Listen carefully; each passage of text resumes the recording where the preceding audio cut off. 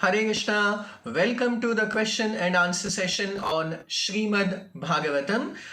We start with the first question by Sri Jagadish Rauji. Hare Krishna, when Brahma was given the job of creating the universes and the creatures, was the Panchabhutas already in existence in their elemental form, or where did he get the raw materials from?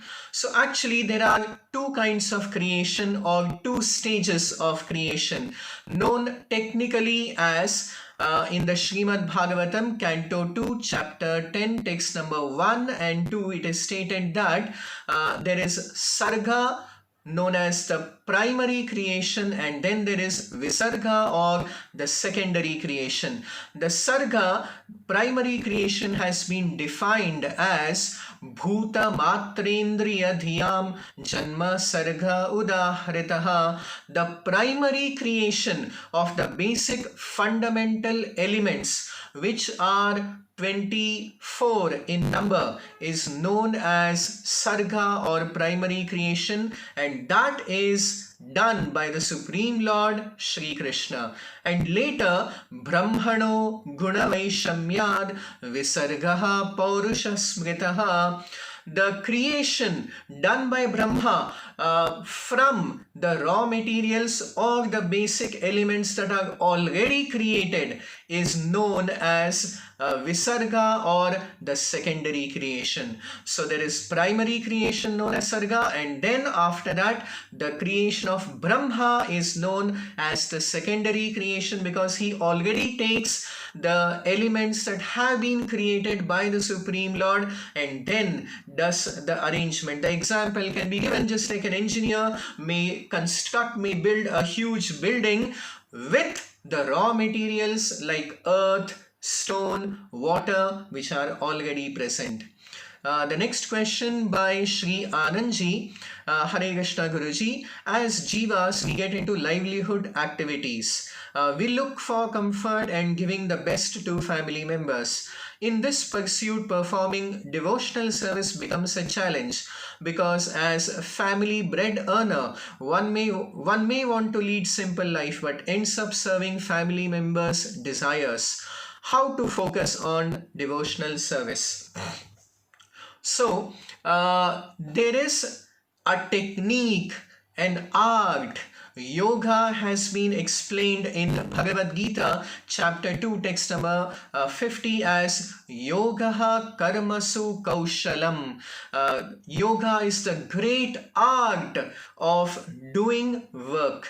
So when we begin spiritual life under the guidance of a bona fide spiritual master, we learn all the techniques and practices of how to perform devotional service along with our material duties and responsibilities. There is no need to compromise on or giving up. It is not mandatory or compulsory that one must give up material activities in order to begin spiritual activities.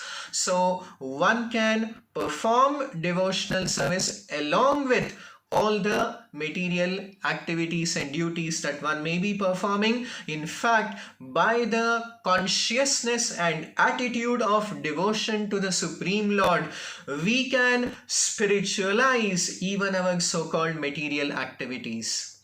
The next question, Hare Krishna Guruji, well explained about the definition of Supreme Absolute Truth. How does this compare with what's given in Brahma Sutra?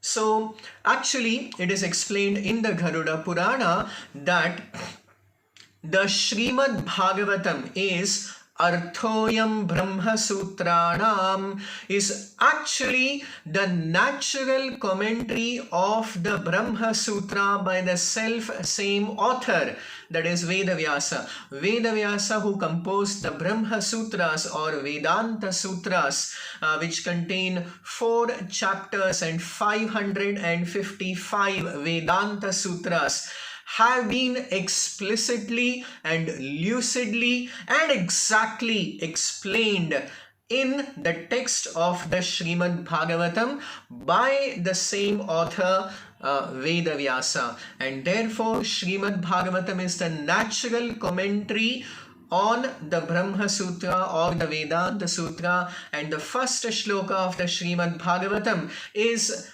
the explanation of the Brahma Sutra, which is Janmadyasya Yataha. It further, the Brahma Sutra, Vedanta Sutra 1.1.2 is only this much. Om Janmadyasya Yataha.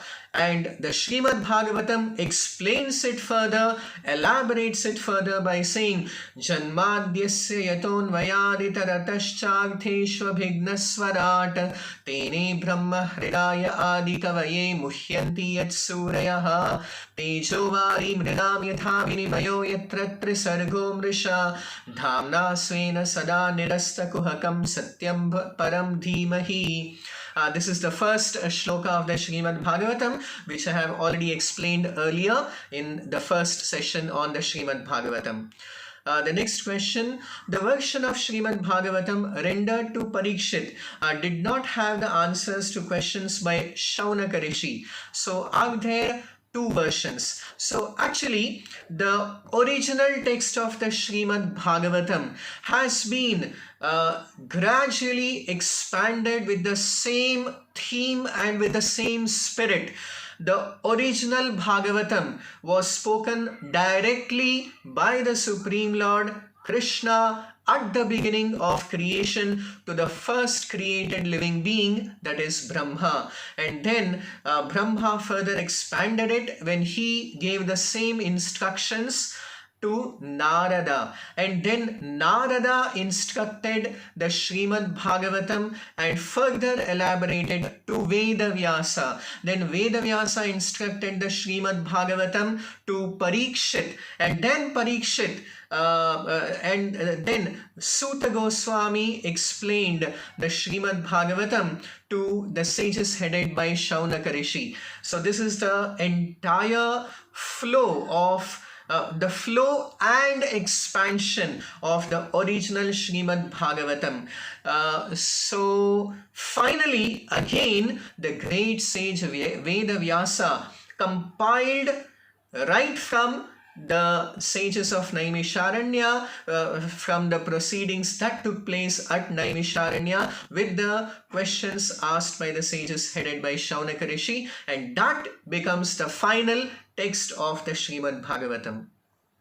The next question, is there a condensed version of the Srimad Bhagavatam? So all these versions of the Srimad Bhagavatam, the Srimad Bhagavatam as instructed by Suta Goswami to Shaunaka Rishi, Shukadev Goswami to Parikshit and Suta Goswami, Vedavyasa to Shukadeva Goswami, Narada to Vedavyasa, Brahma to Narada, and the Supreme Lord Krishna to Brahma.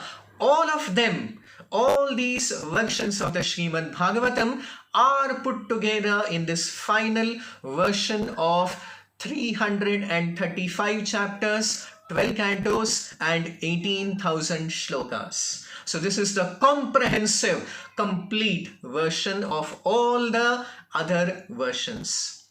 The next question, Hare Krishna Guruji, very enlightening story of Shuka Goswami. My first question is on yesterday's session. The 8 absolute truths are based on the definition of reality as per Advaita Vada. What happens to these when we change the definition to Madhvacharya's Tattvavada or Ramanujacharya's Vishishtadvaita? Actually, the 8 definitions of the Supreme Absolute Truth as explained in the Srimad Bhagavatam 1.1.1, the first text beginning with Janmadyasya yaton vayaditarataschaghtheshvabhignasvarat, they are not any kind of a sectarian definitions which can be monopolized either by Advaitavada or by Tattvavada or by Vishishtadvaita. This is the universal definition of the Supreme Absolute Truth. But if you kind of see it from the purview of the various Vadas of the great Acharyas, these 8 definitions are in fact closer to the definitions of Madhvacharya's Tattvavada and Sripada Ramanujacharya's Vishishtadvaita, and a little drawn back from the Advaitavada, because very clearly this definition establishes that the Supreme Absolute Truth is Om Namo Bhagavate Vasudevaya, that Supreme Absolute Truth, according to all the 8 definitions and according to all the definitions of all the Vedas and Upanishads and Puranas and of the Srimad-Bhagavatam, is Bhagavan, Vasudeva, or Krishna.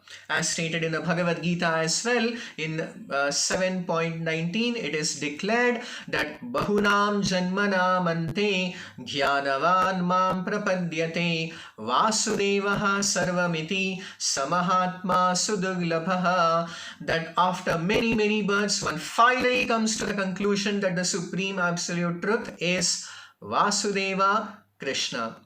The next question, why is Srimad-Bhagavatam considered higher than Bhagavad Gita?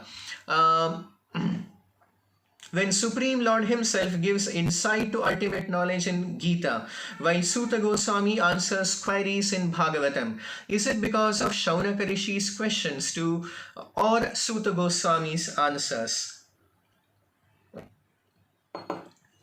So, actually, both the Bhagavad Gita as well as the Srimad-Bhagavatam have been given directly by the Supreme Lord Shri Krishna. So, the Bhagavad Gita is the direct spoken word of Krishna, and the Srimad-Bhagavatam in its original form was instructed by the Supreme Lord Krishna at the beginning of creation to Brahma. And later the same thing has been expanded in the Parampara Sampradaya system, and the final version has been presented by the great sage Vedavyasa. So it is the same instructions given by the Supreme Lord Shri Krishna, but the Supreme Lord concludes the Bhagavad Gita at a certain point, which is explained in 18.66 of the Bhagavad Gita, that Sarva Dharman Parityajya Mamekam Sharanam Raja. The final conclusion of the Bhagavad Gita is complete and exclusive surrender of the Jivatma to the Paramatma, to the Supreme Lord Shri Krishna. And the Srimad-Bhagavatam begins from this point as stated in 1.1.2 of the Srimad-Bhagavatam, Dharmaha Projita Kaitavotra Paramo Nirmatsaranam Satam. So the Srimad-Bhagavatam is the same instruction given by the Supreme Lord Shri Krishna, but it begins from where the Bhagavad Gita ends. So therefore it is regarded to be the higher understanding of the Supreme Absolute Truth in spiritual knowledge. The next question by Srinathji is, I have a question. As we all know, Krishna is the Supreme Lord. Where does Lord Shiva fit in? Then there is this concept of Shaivites and Vaishnavites. Don't you feel there should be one Supreme God that the Hindus follow, like in Christianity and Islam? So yes, definitely the conclusion of all the Vedic scriptures, as stated in the Bhagavad Gita 15.15, is Vedescha sarver ahameva vedyaha. By all the Vedic scriptures, Lord Krishna is to be known and realized as the Supreme Absolute Truth. And this point is also reiterated by the great Acharya Sripada Shankaracharya, wherein he has declared that Ekam Shastram Devaki Putra Gitam, let there be one scripture for the entire world and universe, that is Devaki Putra Gitam or Bhagavad Gita. Eko Devo Devaki Putra Eva, let there be just one God, that is Devaki Putra Shri Krishna. Eko Mantrastasya Namani Yani, let there be one mantra, the chanting of the holy name of Krishna. karma pyekam tasya devasya seva, and one occupation, which is bhakti or devotional service to Krishna. So that is the most ideal situation as proposed by all the Vedic scriptures and by all the great acharyas. The next question by Sri Vasanji. Hare Krishna. Guruji, it was enlightening while explaining the Pavarga. You said the ultimate medal is Ma, which is Mrityu, after doing all the hard work. So in some ways, disturbed people may think suicide is a shortcut. What is your say on this matter?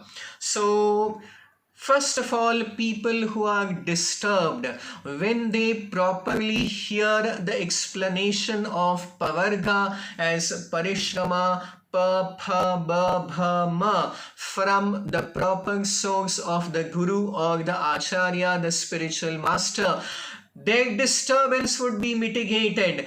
When we hear spiritual knowledge from the right source of the Bhagavad Gita and the Srimad-Bhagavatam, from the Guru, from the Acharya. So actually our disturbance, our agitation caused by material disturbances definitely gets mitigated. The Bhagavatam in fact gives us great hope. So a person is driven to the point of suicide when one sees hopelessness in everything. So actually the Bhagavatam, the teachings of the Vedic scriptures have this dual nature. They provide complete hopelessness in the material realm, in the Laukika, in the Bhautika, in the material sphere. But at the same time, they provide immense and in fact absolute hope in the Adhyatmika, in the spiritual realm, in the spiritual sphere, which is actually the truth and the reality. The material sphere has been explained to be like a mirage, which is only a false promise of hope, and people being situated in material existence and in material consciousness are bound to be frustrated after some time, after being deceived repeatedly again and again by all the material mirages that Maya has to offer. So it is Adhyatma, spirituality, which can give us real hope. So therefore, the Vedic scriptures and spiritual knowledge does not drive one to kind of suicide. It does drive one to one particular kind of suicide. Don't take me out of context. It is called the stage of sannyasa. Sannyasa is regarded to be one kind of suicide, but it is material suicide and the beginning of the real life of spirituality. The next question is how to seek help or reach out to the Supreme during desperate times. How to balance material world and spiritual life. So this is the whole teaching of the Bhagavad Gita and the Srimad-Bhagavatam, that it gives us very, very practical guidelines how one can practice spiritual principles in our everyday life. There are very, very simple principles. The most important of them, as stated in the process of devotional service, this is called Navavidha Bhakti, or the 9 processes of devotional service, beginning from Shravanam, Kirtanam, Vishnoho, Smaranam, Pada Sevanam, Archanam, Vandanam, Dasyam, Sakhyam, Atmanivedanam, Iti Pumsarpita Vishnu, Bhaktischain Navalakshana. So these 9 processes of bhakti, beginning from hearing and chanting. So one does not have to take some great effort. The path of devotional service is very, very simple and easy. One begins just by the chanting of the holy names of the Supreme Lord, especially the Hare Krishna Maha Mantra, and gradually one makes very, very rapid spiritual advancement. The final question, was Vedavyasa a Brahmin or something else? You say that Suta Goswami was a low caste person. Then what was Vedavyasa? Does Suta mean low caste people had such knowledge of the Vedas, or was caste system not at all there during those days? Then why some philosophers say that there were four castes of Brahmana, Kshatriya, Vaishya and Shudra? So we need to understand the Varna-ashrama system of the Vedic society in the right perspective with the proper understanding. It is stated even in the Bhagavad Gita chapter 4 text number 13 that Chaturvarnyam maya srishtam gunakarma vibhagashaha tasya kartaram apimam vidhi akartaram avyayam. That what we know to be the caste system in the present days with the present current understanding is a completely corrupted, degraded form of the original perfect system as given in the Vedic scriptures. The four divisions of the society is based on the material work and the material qualities of a person.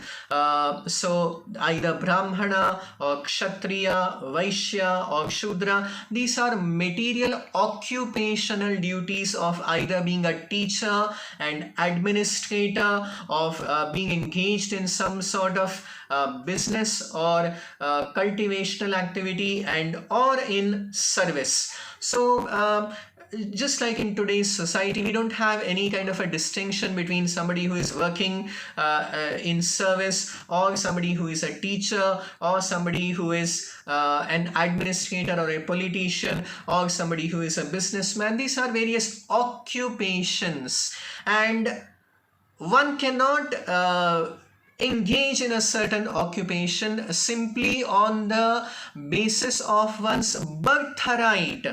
One cannot, a doctor's son cannot claim that because I am the son of a doctor or a daughter of a doctor, I am also a doctor. I am also a doctor. An advocate's son or a businessman's son cannot claim that I am belonging to such an occupation simply on birthright. It is the expression of our own occupational duties that classifies a person either as a doctor, advocate or businessman or a politician.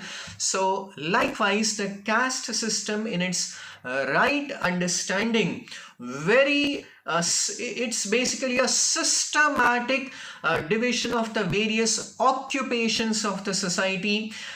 Each occupation is very clearly defined by their duties, responsibilities and roles that they have to play, so that there is no confusion. Whereas when we come to the spiritual path, there is no such distinction. The door is wide open to everyone to come to the path of spirituality and attain the highest regions. The highest levels of spiritual advancement are open for everyone. Just like Vedavyasa himself is not exactly a pure Brahmin, because his father is a Brahmin, his mother is a fisherwoman by name Satyavati, or even Suta Goswami, he is not a pure Brahmin by birth. So yet they are the gurus, the acharyas, the greatest spiritual guides for mankind. So this kind of division based on birth, on janma was never there. It was based on one's occupation only in the material sphere, and everyone was encouraged finally to pursue the path of spiritual life. And in spiritual life, again, there is no such distinctions. Everyone has the opportunity to advance to the highest levels of spiritual life and thus attain the ultimate perfection of human life. Thank you very much. Hare Krishna.